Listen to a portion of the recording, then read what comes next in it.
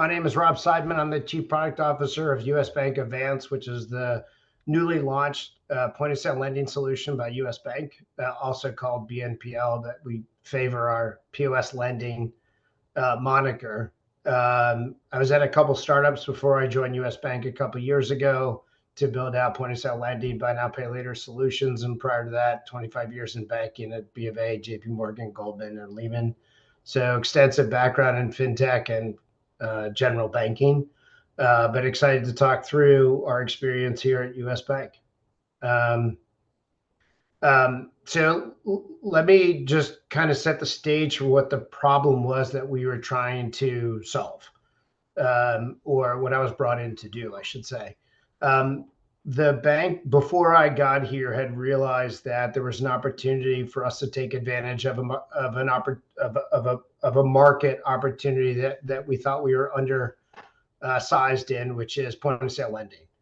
And so when we were formed after some strategic discussions at the bank level, the issue or the problem we were solving at US Bank was launching a brand new business. And in our case, it's point of sale lending.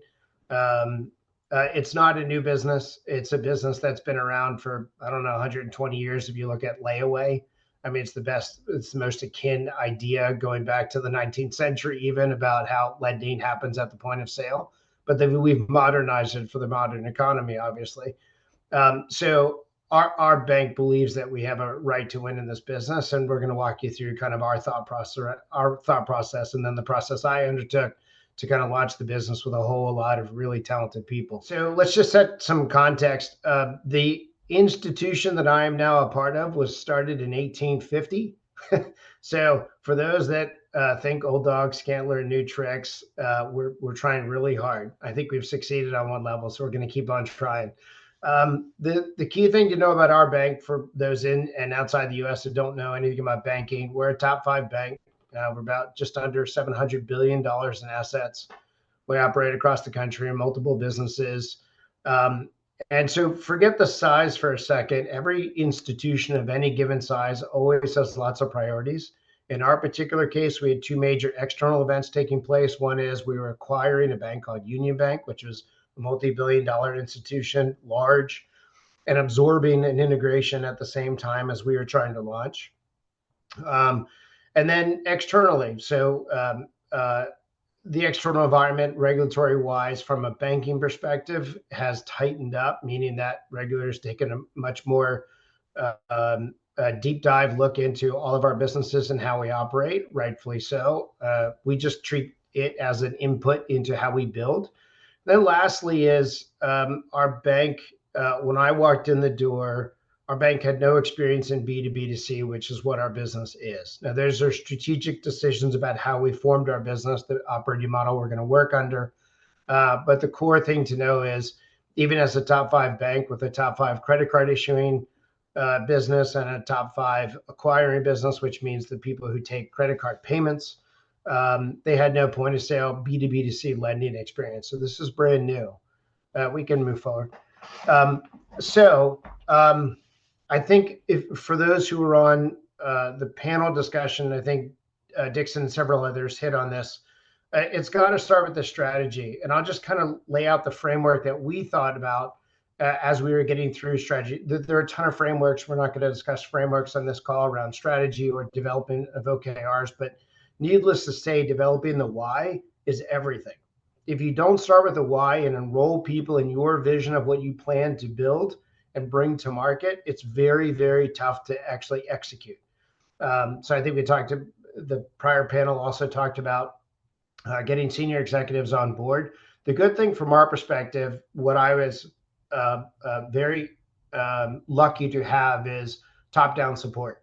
So our division executive, the vice chairman who sponsors our product, the CEO, we have 70,000 people across, multiple countries and states in the United States. So I didn't have to fight upward first. That's good. But when you have to convince a whole bunch of people sideways, it's really hard. So the first thing we did was create the strategy and started to talk about the strategy ad nauseum with everybody. We needed a lot of partners and a lot of help to get this up and running. So we started after we got through the strategy work of the OKRs. When I say strategy, it really means like, who is the user? What problem are you solving of theirs? What value do you bring to them, and how you differentiate in the market? We're not new, right? There's two other pieces that we had to work through for us. One is it had to align the bank strategy. And I want to be specific. I mean the P&L. So we come up with a business case, you articulate why it matters that we're doing this business, which is it has value to the bank for these following reasons. The bank meaning like my employer, and the broader organization that's carving out funding to stand up this brand new business line. And lastly is, for a longstanding institution, unlike my startup time or anybody's startup time who's on from startups, you don't go for more funding. Either you hit your business case and make money, or you leave. Like it's pretty binary. Similar to how startups, like if you don't hit your growth curve and start making money and you can't raise more, you'll be out of business. I had the exact same set of drivers for me: a little bit of paranoia, a little bit of objectiveness, and a whole lot of like single-mindedness to launch. So when we think about when I was evaluating how to do this, we had to do a lot of things, but I'll just kind of talk through the key process we went through to bring this to life. First and foremost is we were carving out a niche from within multiple existing businesses. And so that took a whole lot of convincing of a whole lot of business line executives to give us pieces of their backlog, pieces of their investment dollars, pieces of their people and expertise to help us. That convincing process, that upselling, of our vision really started with, here's what we intend to do and for these users, and here's what we think it's going to add to the bank in terms of value, and here's what I think it's going to bring to you and the value to you and your business line or your support group or your organization that you oversee. And so for us at a large institution like we have huge groups, right? So thousands of people in a group. So everybody's got a ton of priorities on their plate. Like it's not like there's excess capacity for people to pass stuff to you. So you're constantly making the pitch about why this matters. Why does this matter? Why does it matter to them as individuals? Why does it matter to them as a group? Why does it matter to the bank overall? So the first thing we did was start with the UI. Like it's much easier to describe. If I describe to someone, I'm doing a point of sale lending business that's B2B2C, and I'm going to sell into these merchant groups because we think they like our what we have to offer, and the risk profile fits our bank, and we think we can win share. Like that's all good. But when you show people a UI that says, here's the experience we want to bring to life, here's what we're going to add value, here's what we're going to add value to the users, here's where we're going to be accretive to the bank in this way, it cements the idea of what we're really doing.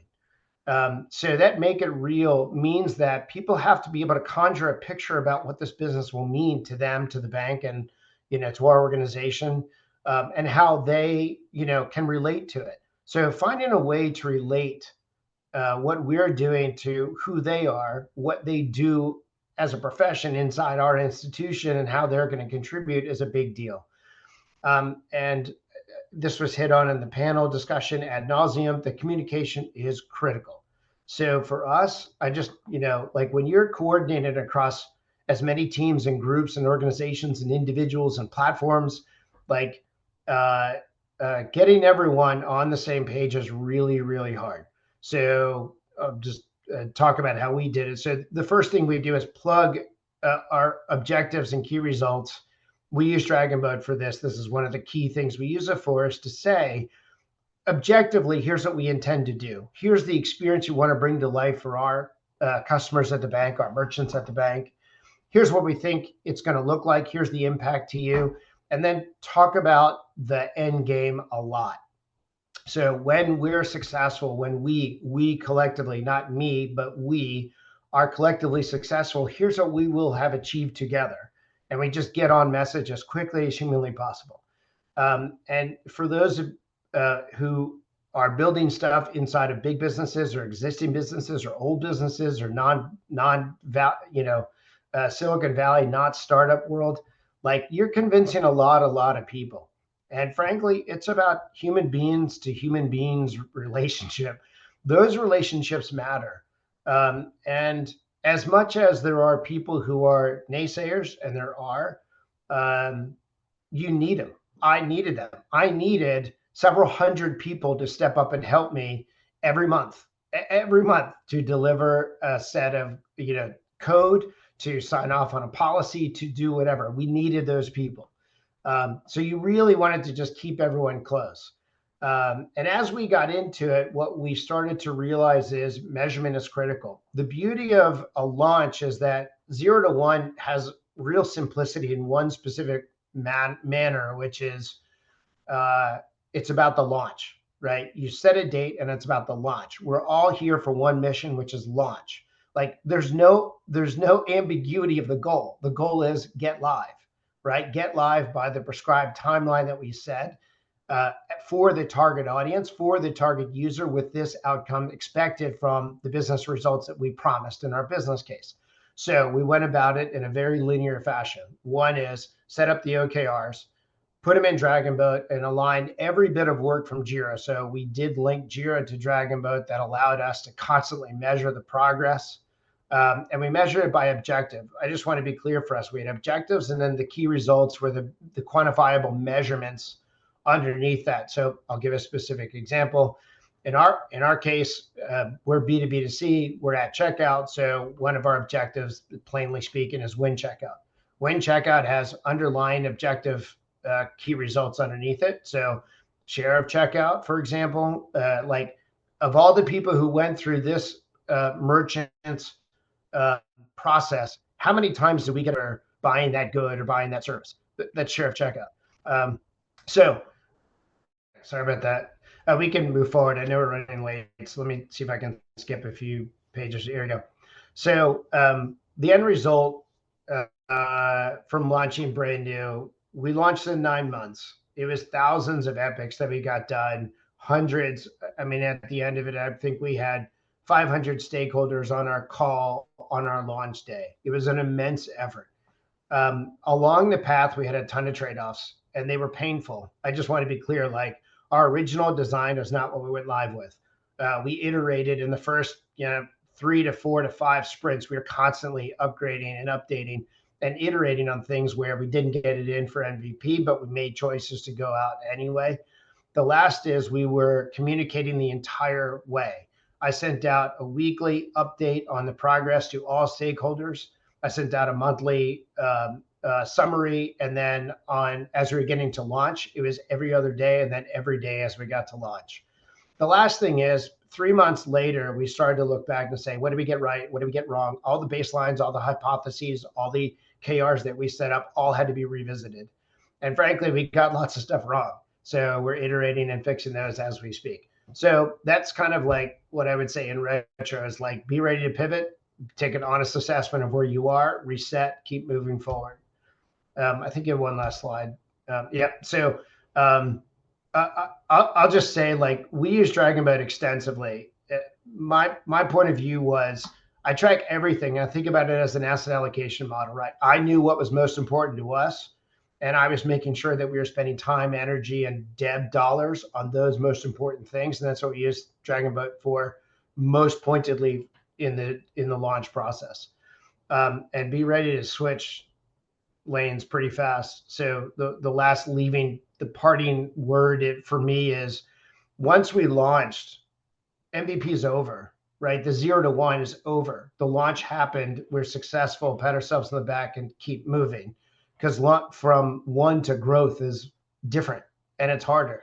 All the objectives, not all, one of the 3 objectives changed, and all the key results changed the day after we launched. So you reset. It resets the mind of the participants and the stakeholders. You also bring in new stakeholders once you're a live business. So I'll stop there. Great. Thank you so much. Let's look at some of the audience questions that are coming in. I think this one is actually interesting and maybe speaks to some of what you said about, whether that's an OKR structure or a different governance model. How do you balance innovation with risk management in a highly regulated industry like banking? I suppose this could be a question outside of banking, but I feel like you're a great person to answer that one. There's lots of highly regulated industries. We are definitely highly regulated. It's part of the requirements. Don't do it after. That's the best thing I can tell you. Bake it into your requirements. I've been a banker a long time. I understand deeply the requirements, as do my compliance and risk partners. They are brought in as early as possible so that they can evaluate, our approach. We definitely push a lot, right? We pushed a lot. We had a lot of debates and disagreements during the process. Two things I would just kind of conclude. One is bring them in early. Two is make it part of the requirements. It's not separate from, and it's not pushed through after. Bake it in. Wonderful. And one more question. Is the product operating model and the culture it fosters generally adopted within US Bank or just within your special group? I had the luxury of being split off from the rest, so I had a little bit of help. And I also got to hire and build my own team, which allowed me to bring a culture with me that I thought was necessary to build from scratch. I'd say the bank is on a journey to the product operating model, but making big strides. I know Marty King was brought up before. The bank is moving to that model. The one thing I will say is, if you don't have fully enabled teams, it's much harder in a matrix environment to bring value to the end user quickly. Like if you are constantly in somebody else's backlog, managing across, look, we sit on 50 plus platforms. Me managing backlog on 50 platforms is not efficient. But when I have empowered engineers and empowered product managers that bring to life an experience and a user outcome that I can affect on any given platform, now there are shared platforms that we're not going to write code on, of course, but generally speaking, the more empowered you are, the better off you're going to be when you do something like we took on.